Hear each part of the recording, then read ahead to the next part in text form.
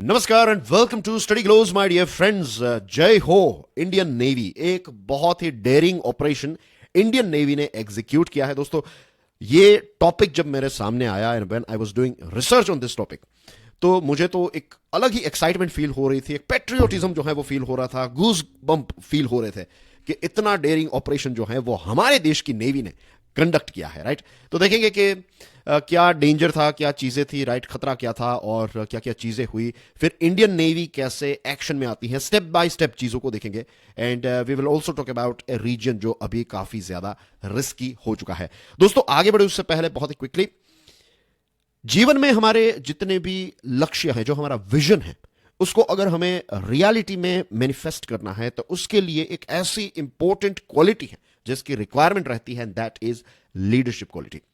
Leadership का potential हम सबके अंदर है। अनफॉर्चुनेटली हमें यह चीजें नहीं सिखाई गई है कि कैसे हम हमारी लीडरशिप को अनलॉक करें। लेकिन लिमिटलेस लीडरशिप प्रोग्राम जो है, इसको ऐसे डिजाइन किया गया है कि जिसके माध्यम से आप अपने लीडरशिप पोटेंशियल को पहचान पाएंगे, लीडरशिप को अनलॉक कर पाएंगे और डे टू डे लाइफ में इसको इंप्लीमेंट भी कर पाएंगे। इसके साथ जुड़ी हुई सारी डिटेल्स आपको स्टडी ग्लोज के मोबाइल ऐप पर मिल जाएगी। डेमो लेक्चर्स भी अवेलेबल हैं। Do check them out and do avail this course today itself. Dear friends, you can get in touch with me via these social media handles. मेरा नाम है प्रशांत मावानी। तो चलिए बात करते हैं एक खतरे के बारे में। एक बहुत बड़ा डेंजर नॉर्थ अरेबियन सी में क्रिएट हुआ। एक मर्चेंट वेसल जिसका नाम है लीला नॉरफॉल्क, ये नेविगेट कर रहा था इस क्षेत्र में।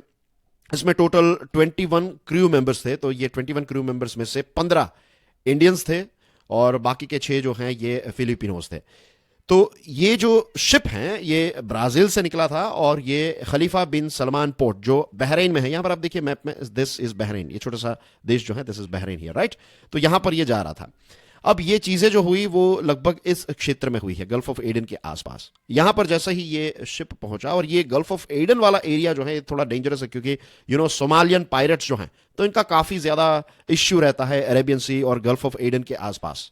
तो ये रीजन पायरेसी प्रोन रीजन है। जैसे हम हाईवे पर जाते हैं और होता है ना कि एक्सीडेंट प्रोन रीजन, वैसे ये वाला पोर्शन जो है ये पायरेसी प्रोन रीजन रहता है।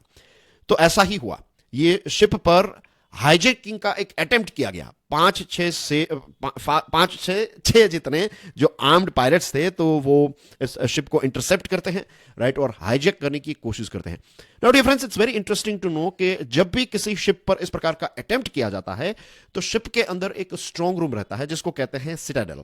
अब जो क्रू मेंबर्स हैं उन्होंने क्या किया, बहुत ही क्विकली, क्योंकि उनको ट्रेन किया जाता है, ये सारी चीजें जो हैं उनकी ट्रेनिंग का पार्ट रहती हैं।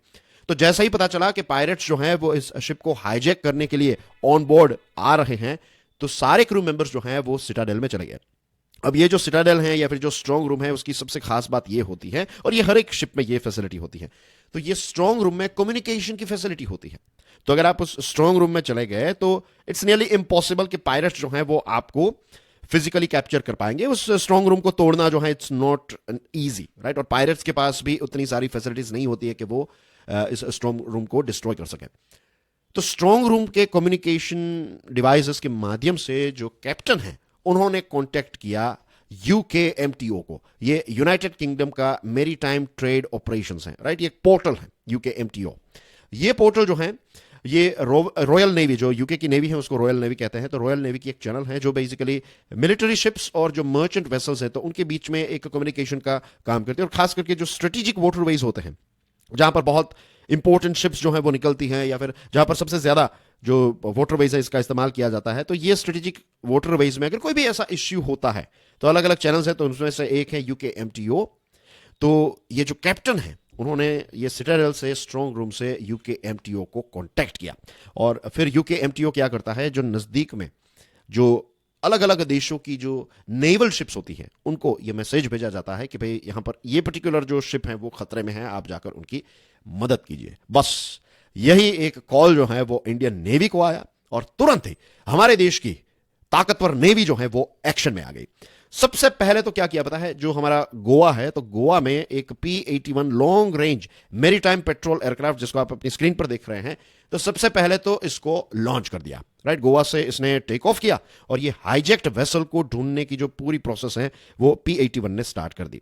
इसी के साथ साथ आईएनएस चेन्नई, जिनको आप अपनी स्क्रीन पर देख रहे हैं, तो ये हमारी एक नेवी की शिप है, वॉरशिप है। तो आईएनएस चेन्नई को भी यहां पर डिप्लॉय किया गया है अरेबियन सी में। और इस क्षेत्र में दोस्तों भारत की नेवी ने लगभग 5 इंडियन नेवी वॉरशिप्स को डिप्लॉय किया है, बिकॉज के ये क्षेत्र जो है ये काफी ज्यादा न्यूज में रहा है, ये अरेबियन सी वाला क्षेत्र। और अभी ये हाउथी रेबल्स ने यहां पर जो इश्यूज क्रिएट किए हैं रेड सी, ये बाबल मंदेब में से आप निकल रहे हैं या फिर बाहर जा रहे हैं, right, if you are going in या फिर coming out from this region, तो यहां पर बहुत सारी शिप्स के ऊपर हाउथी रेबल्स जो है वो अटैक करते रहते हैं, राइट, अपने ड्रोन्स के माध्यम से, मिसाइल्स के माध्यम से। तो इसकी वजह से ये क्षेत्र जो है वो काफी ज्यादा एक्टिव हो चुका है और रिस्की भी काफी ज्यादा हो चुका है। तो इसी रीजन से भारत ने ये पायरेसी, ये 2 रीजन से, एक तो पायरेसी वाला इश्यू और ये हाउथी रेबल वाला इश्यू, तो ये 2 चीजों की वजह से हमने 5 शिप्स को यहां पर डिप्लॉय किया है। तो हमारी आईएनएस चेन्नई जो है, क्योंकि यहां पर डिप्लॉयड थी, तो आईएनएस चेन्नई ने एक इनिशिएटिव लिया और वो इस शिप की तरफ आगे बढ़ने लगे। दूसरी तरफ P-81 एयरक्राफ्ट जो है वो उड़ रहा था और इस एयरक्राफ्ट ने इस वेसल को आइडेंटिफाई कर लिया कि एग्जैक्टली ये किस लोकेशन पर है। तो जैसे ही इंटरसेप्ट हुआ ये, तो दूसरी तरफ से फिर हमारी आईएनएस चेन्नई जो है वो यहां पर पहुंच जाती है और आईएनएस चेन्नई ने इस मर्चेंट वेसल को इंटरसेप्ट कर लिया, राइट। अब जब इंटरसेप्शन चल रहा था तो कॉन्स्टेंटली P-81 जो है वो ऊपर उड़ रहा था और जो ये मर्चेंट शिप है उसके ऊपर नजर रखे हुए था। इसके साथ जो MQ-9B प्रीडेटर ड्रोन है इसको भी डिप्लॉय किया गया और शिप से फिर हेलीकॉप्टर्स जो हैं उनको भी लॉन्च किया गया ताकि ये जो शिप है इस पर नजर रखी जा सके, ये मर्चेंट शिप पर नजर रखी जा सके। फिर हमारी नेवी ने एक वार्निंग इश्यू की, जो पायरेट्स हैं उनको वार्निंग इश्यू की। बेसिकली जो बड़े स्पीकर्स होते हैं उनके माध्यम से, कुछ ऐसे सिग्नल्स होते हैं उनके माध्यम से ऐसी वार्निंग इश्यू की कि अगर आप इस शिप पर हैं तो इस शिप को अबैंडन कर दे, वरना फिर हमेशा हमेशा के लिए आप ऊपर चले जाएंगे, ठीक है। फिर एरियल सर्वेलेंस के माध्यम से नेवी ने ये मेक श्योर किया कि जो आर्म्ड हाईजैकर्स हैं ये अपर डेक में, जो ऊपर वाला पोर्शन है, तो यहां पर तो कहीं पर दिख नहीं रहे थे, और जो सुपर स्ट्रक्चर है वहां पर भी कहीं पर दिख नहीं रहे थे। तो फिर ये पता चल गया कि ये जो आर्म्ड हाईजैकर्स हैं वो ऊपर तो नहीं है, लेकिन अंदर कहीं पर भी हो सकते हैं।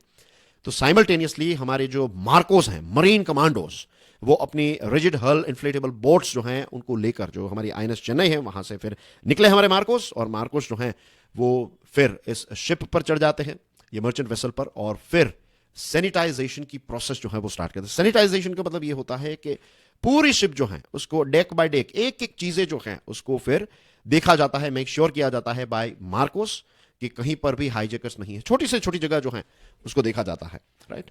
और फिर एक बार ये सारा ऑपरेशन खत्म हो गया उसके बाद मार्कोस जो है उन्होंने कंफर्मेशन दिया कि सैनिटाइजेशन की प्रोसेस जो है, ये ऑपरेशन जो है वो खत्म हो चुका है।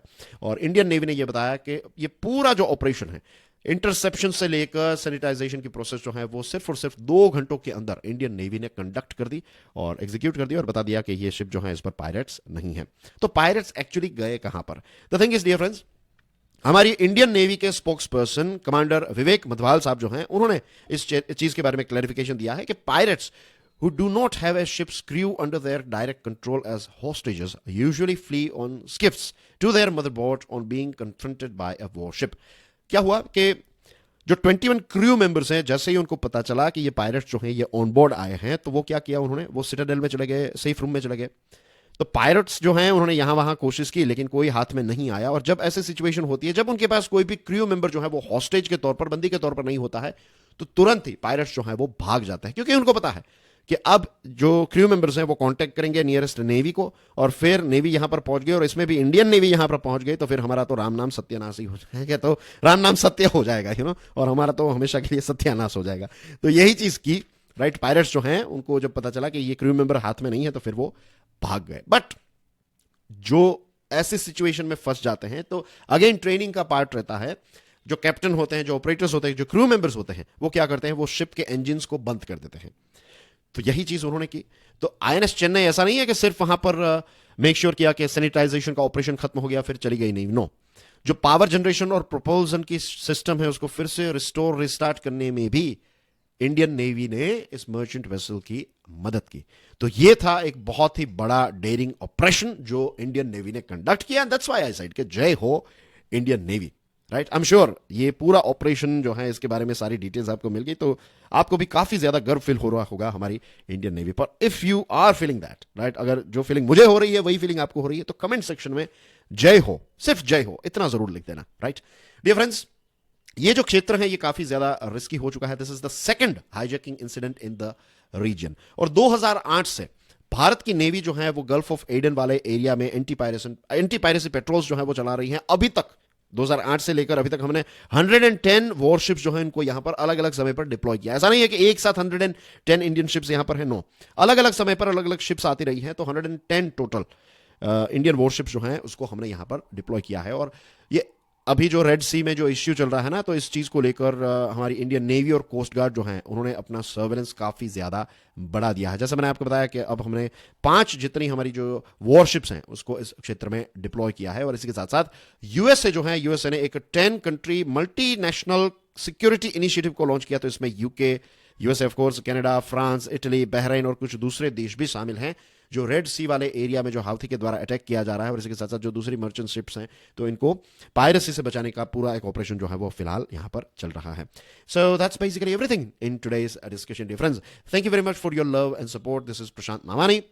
Dear friends, do check out this limitless leadership programme. ये प्रोग्राम मेरे द्वारा ही डिजाइन किया गया है एंड वीकली लेक्चर्स जो है वो भी काफी अच्छी तरीके से चल रहे हैं। जो स्टूडेंट्स हैं वो काफी सारी चीजें सीख रहे हैं, उनके रिव्यू काफी पॉजिटिव हैं। This particular program is a big success for every one of us, right? And you can get in touch with me via these social media handles. Thank you very much. God bless you all.